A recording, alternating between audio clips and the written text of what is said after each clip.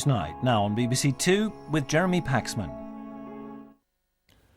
He's had it, he wants it, and so does he. Tonight, the three leading contenders to be Mayor of London battle it out in live debate.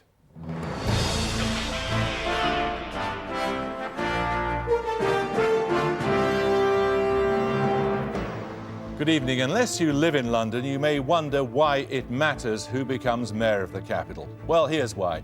It's the biggest prize in local politics with a budget of £9 billion to spend. It's the most high-profile political contest so far this year. What happens in the capital sends messages across the land. The race contains some of the most colourful figures in public life. For the government, Labour losing London would be a huge embarrassment. And for the Tories, victory would bring to even greater prominence a man who's committed more gaffes than Tony Blair's got directorships. Hundreds of you have written in with questions you'd like to see asked. We shan't get through all of them, but we should be able to see what they're made of. All three frontrunners will get a minute and a half to make their pitch before debate begins. Just before we came on air, they drew lots to see the order in which they'd appear. The man who drew number one was Brian Paddick. Brian Paddick is a former Deputy Assistant Commissioner of the Metropolitan Police. He's 50 in a couple of weeks' time. He's yet to appear on a television comedy show. Brian Paddick. We're facing one of the most serious challenges London has ever had to face. 27 of our young people were killed on the streets of London last year, 11 more this year. Parents I talk to say they're on edge until they hear the key in the door when their teenage children are out in the evening, worried that they may never come back. To say the Mayor or the Commissioner of Police cannot do anything about it, I think is an abdication of responsibility. To say that we don't want politically correct policing and yet suggest that police officers police this issue using magic wands rather than doing stop and search, I think is ineffective and a contradiction in terms. We need to get back to a situation where the majority of Londoners believe that the police are on their side and where members of the public are prepared to phone up and tell the police who the knife and gunmen are. Yes, I want better public transport. I don't have a car. Yes, I know we need more affordable rented accommodation. I've been in a situation where the increase in my rent has outstripped my annual salary increase. Many Labour supporters are really nervous about re-electing the current mayor because of his current record. And many Tory voters are very concerned about electing somebody who has no track record to speak of at all. There is a serious alternative, somebody with a proven track record, and that is me. Brian Paddick, thank you. You're the Lib Dem candidate. How long have you been a Lib Dem? I joined the Liberal Democrats 10 years ago. When the press got a bit too close to my private life, I let that lapse, and I rejoined about 28 months ago. 28 months ago, and you're now their official candidate for mayor. Yes. Brian Paddick, thank you very much. You come over here. Now, Ken Livingstone has now served 2 terms as mayor and has also made 7 appearances on Have I Got News for You. He's 62. Thank you very much. London, 8 years ago, was being told that we'd be overtaken by Paris. The media even threatened that we might lose our position to Frankfurt. Today, everyone accepts we have caught up and most probably overtaken New York. That's because we took difficult decisions, but at the right time and got them right. The major problems that we face are that we will always have to be running to stay ahead of the competition.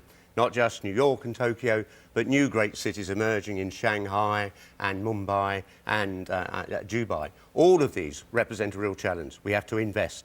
The key investment is in our transport system. The person you elect on May the 1st will spend £39 billion investing in our transport system over the next 10 years, 16 billion of that in Crossrail. We have to get these decisions right.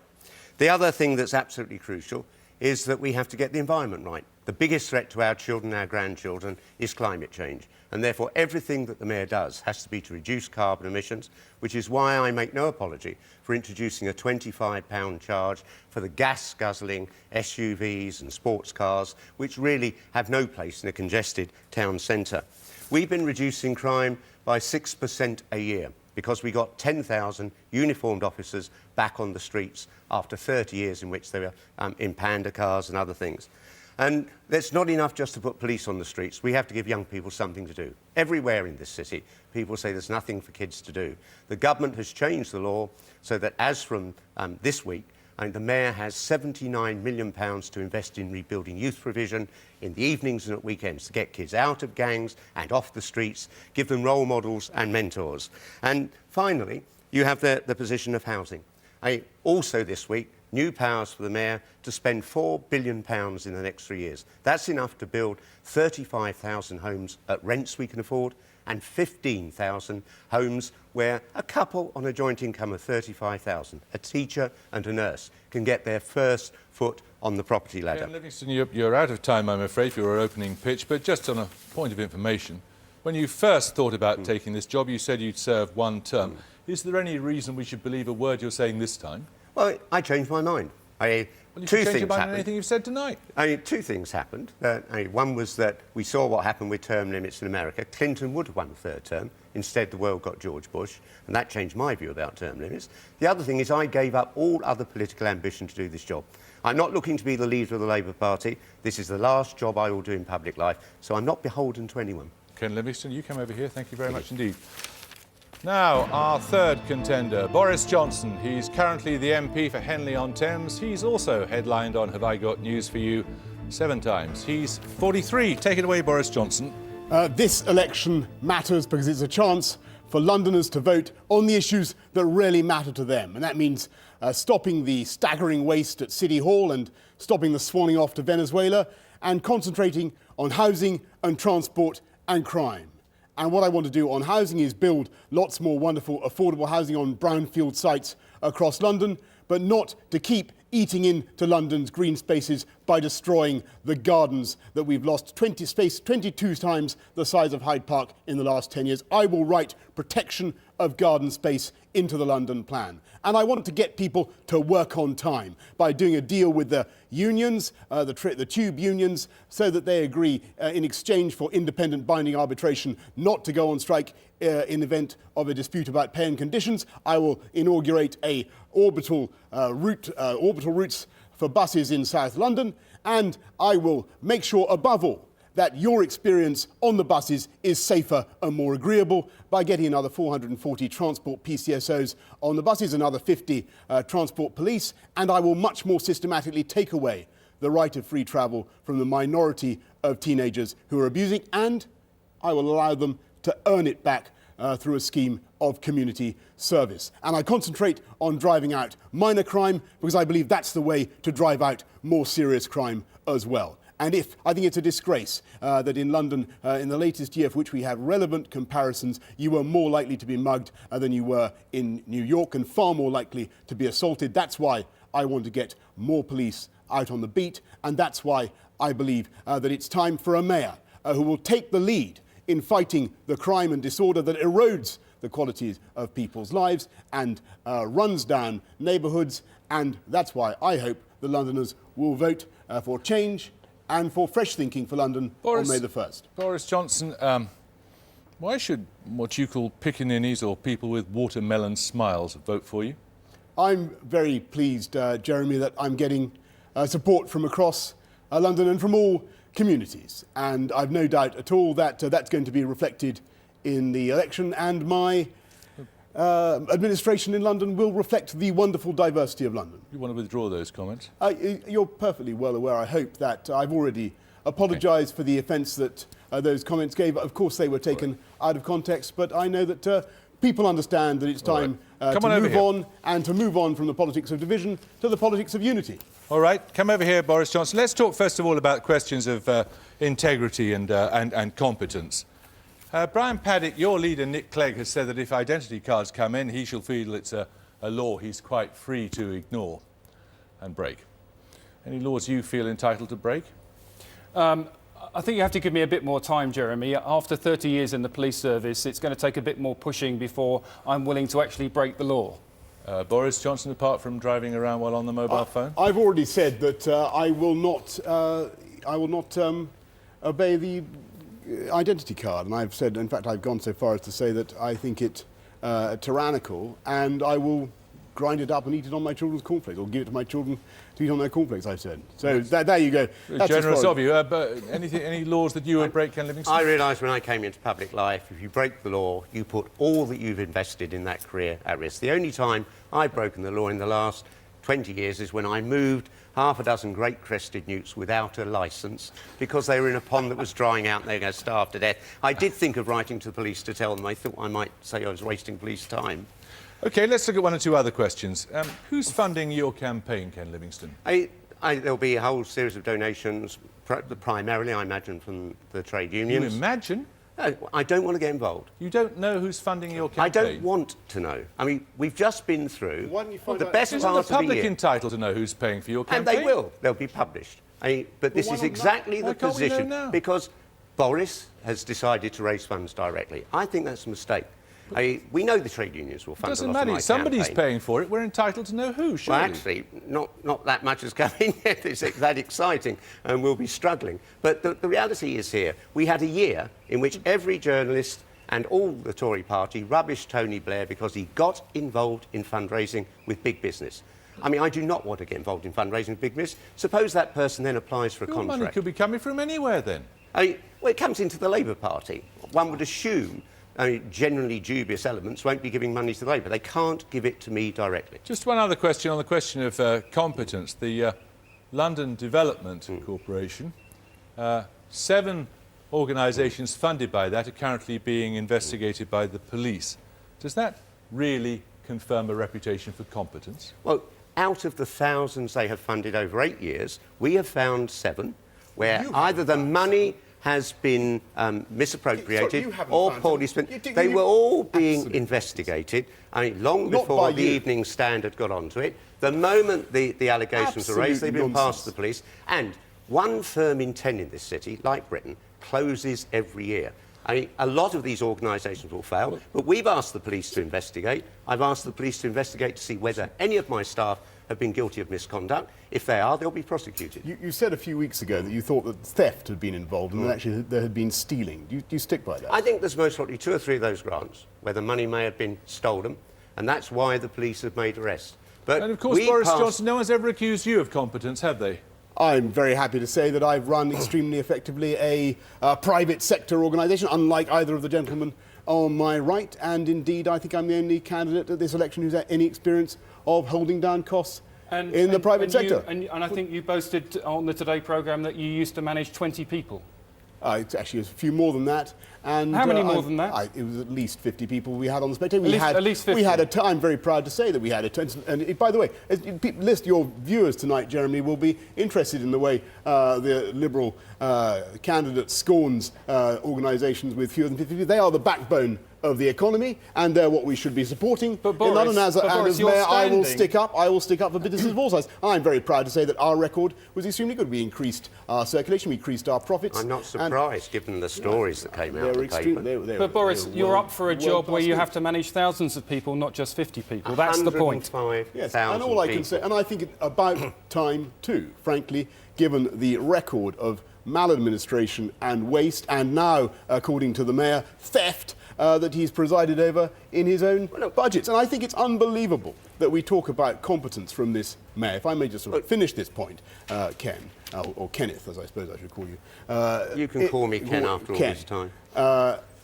When the Olympic budget has trebled on your watch, before a brick had been laid, and now we're told it's going to go up to 20 billion, when you've presided over the, over the Metronet fiasco, when billions have been wasted. Can I just correct something? Let's go on to some policy matters. Go on quickly. I opposed the PPP on the Underground. I said it would be a disaster. And it has collapsed. Yeah. I have now renegotiated the contracts and reduced them by £500 million without worsening the offer.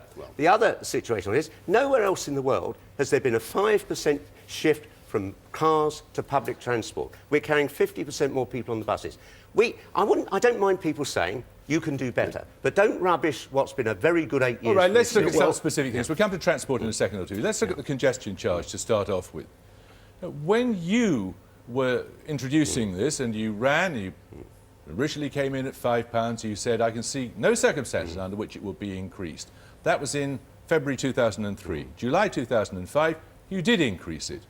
It is reasonable to assume, is it not, that if you get back, it will be increased again for everybody and not just the very big cars. But when I went into the election in 2004, I gave a commitment I would increase it. I'm now giving a commitment I will increase it to £25 Yes. for gas-guzzling For vehicles. ordinary cars. Will you give a guarantee I there give will an be no I'll give you increase this at all for guarantee. ordinary cars? If I break my word and increase the congestion charge for cars below the polluting level, I will resign. But you gave a Jeremy just guarantee, said you already did break your promise I didn't. on the first time round. No, I actually, if you go back and check my There was a manifesto... two-year gap between his making the promise and his doing it. And in 2004, when I sought re-election, I'm most likely we discussed this on the programme 4 years ago, I said I would increase it. I had changed my mind. We were starting to get the streets clog up a bit again. All right, How on the do we- question, how you do go very voters- quickly then. How do voters know that the promises you make today, when you get back in office, you change your mind again? Well, no, I've given an absolute commitment just now. I will not break my word. If I did, I would stand down from the job. The guarantee is ordinary cars stay at £8. We only want to get the gas guzzlers off the streets. OK, Is that Boris as Johnson, binding- on is the that question, as- while we're on the subject of the Is that congestion... as binding as the absolute commitment he gave not to raise the tube or the bus fares, which have doubled? Oh, I know in the the last... bus... Oh, that is rubbish. Hey, come on, The we're getting bus distracted. fares On the are- congestion charge, you've got things to answer on the congestion charge, Boris Johnson. For example, the western extension to the congestion charge. This may be all Greek to people who live in western Gretna extension, Green, no? Go on. but He it knows is what he wrote important. in It's Green. very important to people whose votes you want. Are you or are you not in favour of that extension? Unlike the Labour mayor, I'm in favour of proper democratic consultation. So my And question is, what do you think? I don't happen to think it's working very well. So there are you're a large against it, number are of you? businesses in the Western Extension who are suffering as a result of the congestion charge. Now, I'm prepared to be democratic about this, and I will put this out. Are you in favour of it or not? I don't personally think it's working, as I've just said. So Jeremy. you And don't think it's... I don't like you it, would get but rid of it, would you? there's an important difference between me and the Labour mayor. He promised that he would act upon democratic consultation. The people were consulted. They decided by 3 to 1 they didn't want it. He then imposed it. I, by contrast, will consult again about the Western Extension, because there may be people... only for people who live there, yes? Despite the fact it affects the whole of the city. There may be people in the west of London who have changed their minds about it, and Right. I will abide by what the people say. Well, what do you think about it, Brian Paddick? 2/3 of the people in the Western Extension zone said that they did not want the charge. That's good enough for me. I would abolish it. But it's not quite like that. That was Sorry, the people who... that's- Well, I'm that- sorry. that's- I mean, we did You detailed either consult polling. people, And we did consult. and you listen to what they say, And we or did. you don't. We did. We consulted. But what we did, because people can get big petitions up and organise and so on, we also did polling. There was never a majority for or against. It was pretty even in the mid-40s. And I've never introduced a policy where the opinion polls It was showed a 4 to 1 majority of against. Londoners were against it. I mean, that Western Extension was supported... People in the zone. No, People in the London-wide. zone. What about In the people in the zone? zone? No, in the zone, it was much closer. I think there was actually a slight majority against. Well, my understanding it was but you 2 to can't- 1 I against. think there was You a considerable can't- majority against it, Ken, and you can't imposed run it on them. London on the basis And that can I each just say, bit this is- opts out. but that's This is why a hang on. pretty- I this is- went into the this is- election saying if elected, I'd extend the zone. If I hadn't done, you'd be saying I'd This is, broke a my promise. okay, this is a quite recondite area. There's one other point on the congestion charge, and it's this question of the £25 higher rate that Ken Livingstone proposes Absolutely. to levy on more polluting vehicles. Yes. Are you in favour of that? No, because he's introduced a package of measures. But you see, much of your party is, isn't it? Not just Brian's £25. good on this. Not just I 25. don't care whether you think he's good or not. My He's point right is that about much of your party Not- is in favour of this, Not isn't it? just, he hasn't just introduced a £25 charge on the hire cars, he's also exempting small cars, thousands and thousands of small cars. The net effect will be more pollution and more congestion in the central zone. That will be the result of the overall package of And measures. you agree and with that, that's what Boris I'm Johnson? against. I think Brian's analysis is right. And if you look at the environmental impact of the £25 charge, it is absolutely negligible. All you'd reduce London's carbon emissions by is about 1,200 to 8,000 tonnes of carbon per year, equivalent in terms of Let's look at greenhouse another gases aspect of to a transport large policy. herd of cows. It is environmentally trivial. Plus, Brian's It completely gives right. you the money if you allow to go the ahead small... with a major expansion of cycling in the city, and that could lead to 500,000 less tonnes On of another carbon a aspect year. of transport, bendy buses, your great introduction. We know they kill many more people than previous... Yeah, well, we do No, know that. I'm sorry, they don't. No one's been killed. What percentage of the bus fleet are they? They are 398 out of 8,500. Which is a very small percentage, about, what, 5-6%, something like that? But they work the most and difficult routes. And they cause 20% of fatal injuries. They work the most difficult routes. But where they've killed someone, it's not been because they're long, it's because someone stepped under them or it's been an accident. When you actually look at the number of people... People are more likely to step under a bendy bus than a double-decker bus? No, they're not. And if you actually look at the figures, we have about 24 people a year killed by buses in London. And if you're on a bendy bus, you're half as likely to have that accident than if you're on an old route master. But it's not just the danger to people on the buses, it's the danger to people outside the buses, particularly cyclists. The people outside they are also, of course, a licence for fraud. They are well known across London to be called the free bus. You've been saying this. But let's absolutely, by your own grossly optimistic figures, the Mayor of London currently loses, and I will stop this hemorrhage, you lose 8 million quid from the bendy buses alone in lost their revenue, and you lose about 50 million overall. Stop it with conductors? Because we are going to phase out the bendy bus for the very good reason that it is not suitable for the streets of London, and we are going to... Let Brian Paddick get back to the original point. About fatal accidents. Why did Peter Hendy send an email when he found that... Sorry, who's Peter Hendy? Peter Hendy is the head of Transport for London. Oh, yes. Why did he send an email threatening to withdraw funding from the police when a police traffic investigator said that the bendy bus was to blame for a fatal accident? Why did he do that? The bendy bus wasn't. No, the question is about why Peter Hendy threatened to withdraw funding from the police. The answer is that the person who fell under the bus was several times over the legal limit for alcohol, and he fell under the front of the bus, and it would have happened with any bus. And his friend, who was also several times over the legal limit for alcohol, was so unaware of this, they walked away. So the police expert was wrong? I'm afraid the blood tests show that this person was completely, massively over the limit. All right, he fell under the bus. Let's look at Boris, Boris Johnson, your proposed alternative. Where do you get this idea you can develop route master buses in a new incarnation for 8 million quid? Nobody's ever proposed that. What I was saying was that if you wanted to have conductors for 337 bendy buses, which was the notional discussion I was having with Vanessa, as it happens, the other day, then it would cost about 8 million quid. If you wanted to have conductors... Do you want a new fleet of I do. If you want conductors for route master buses type, the new generation route master bus, which I do, and I think will be essential for London, I think will be much valued by Londoners, then you'd need to spend about 25 million quid. 25 million pounds for a fleet of how many buses? No, for the buses, that's a different matter, and that's a different funding proposition. How many? Let me invite you to speculate how much No. I invite you to speculate. In fact, more than speculate, tell us how much it would cost. Let me tell you this. They would cost no more and no less than the Mayor's own manifesto commitment to produce another 500 hybrid buses, which are going to ply the streets of London, and which will be bought, of course, as the Mayor knows full well, not by Transport for London, but they will be bought by the bus. Give us a figure. And I think when you look at the prospect that this offers London, what is the figure? The cost of a bendy bus is about £200,000. I envisage it being the cost over time being substantially amortised to be easily bearable under the Transport Budget Fund. Sorry, am I not making myself clear? What we want to know is how much you propose to spend on this new fleet of route master buses. No more, a figure, no less. A figure. Than the cost of the Mayor's I despair. 500 new hybrid buses. And I invite the Mayor now to tell us how much he's proposing to spend on the new 500 hybrid buses. The new route master has to be designed and built. It'll be very expensive. Your hybrid bus is yet to be invented. And they're being designed. Right. But the cost is the conductor. We're getting nowhere here. Can I just make one comment Your about proposal buses? is new tram lines, isn't it? It is. Yes, can I just say... No, you can't. You've said quite enough without enlightening us on a figure.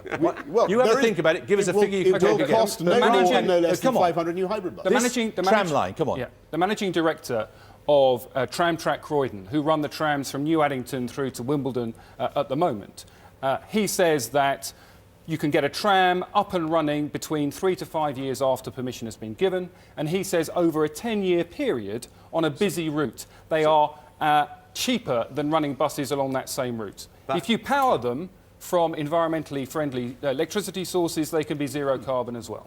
I think they're an excellent idea. We, I think, agree on having an extension of them, but they do cost About £400 to £500 to £600, depending on the length. £600 million, depending on I the want to length ask you some questions to which I really want one-word answers. First of all, the mayor's salary. It's, what, £138,000?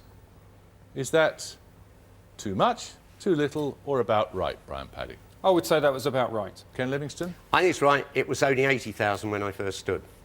Well done. It sounds high to me. How about that? And I think. So what do you think it should be? Well, I don't know.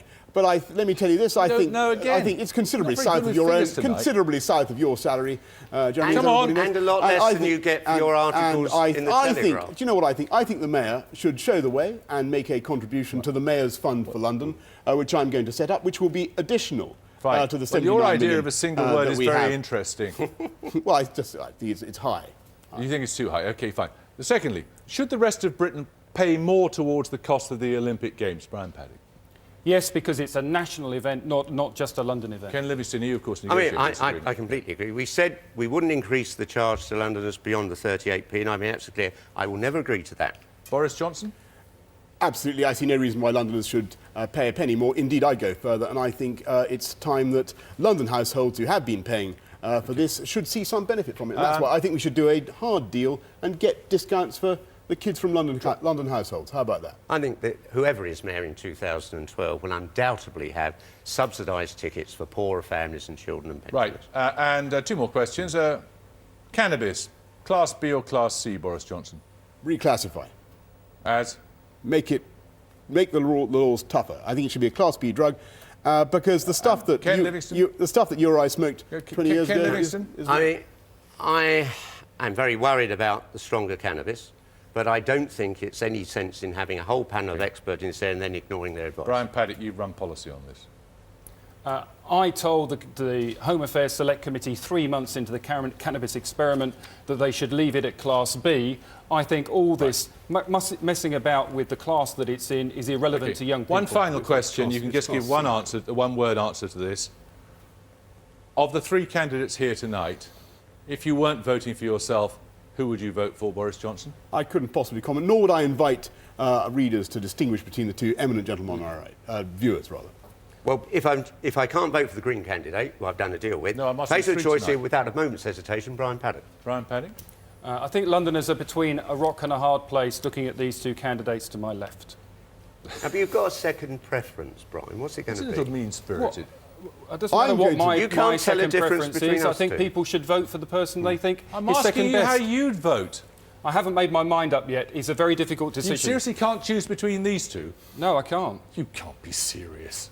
You think they're, what, equally bad or equally attractive? I think they are bad in different ways. OK. All right, let's move on to discuss crime.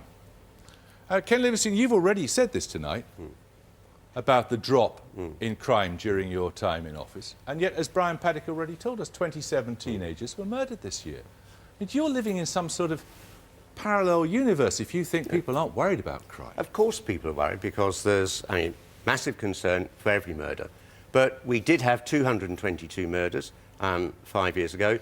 This year it'll be about 160. There's a 28% reduction in murder. Now, the real horror is this increase in teenage crime. That's why the government's giving the mayor £79 million to double youth provision. A lot of these kids come from families that are dysfunctional, expelled from school, can't read, can't write, and the only thing they get involved is the gang.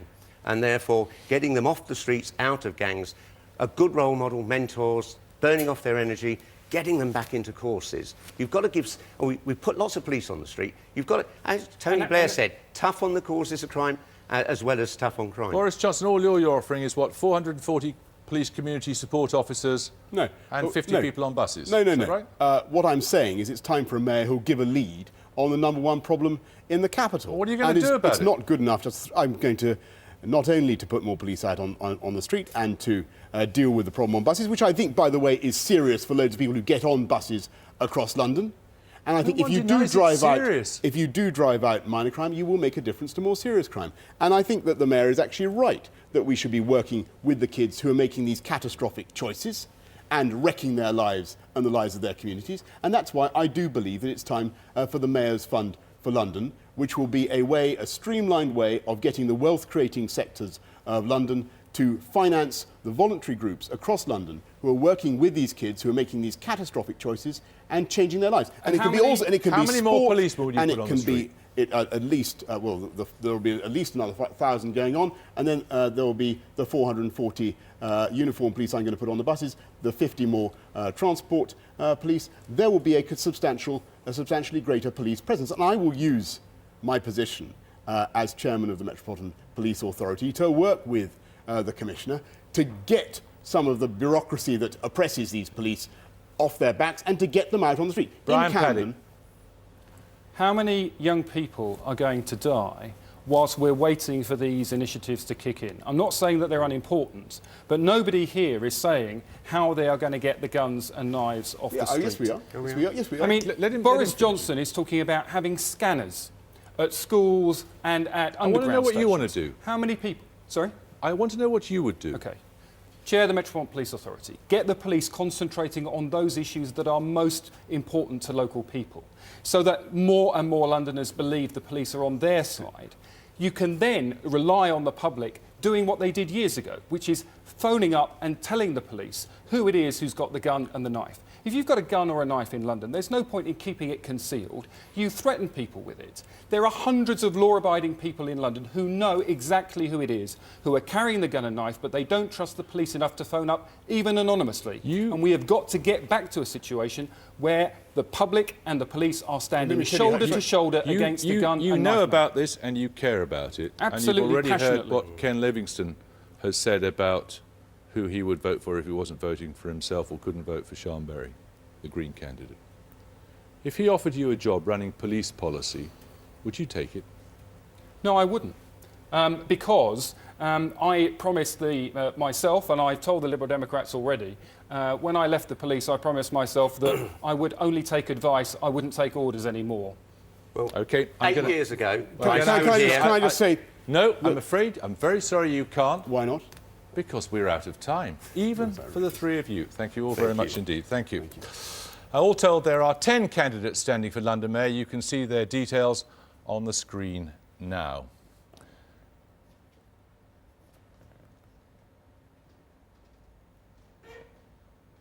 And if you missed any of the arguments, the whole debate's available to watch again and again and again and again online by going to our website. Do add your comments about how you think the candidates did tonight. Now, coming up on the programme.